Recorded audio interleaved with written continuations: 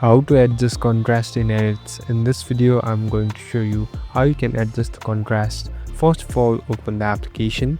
Now here in the middle you can see this project icon. Simply tap on this project icon. So this is the project settings. Here you can create a new project or open the older one. Here I'm opening an older project. So here I'm in this editing platform. Now select the one or select the video that you want to adjust. Now simply tap on it. Now here you'll be able to see this adjust button.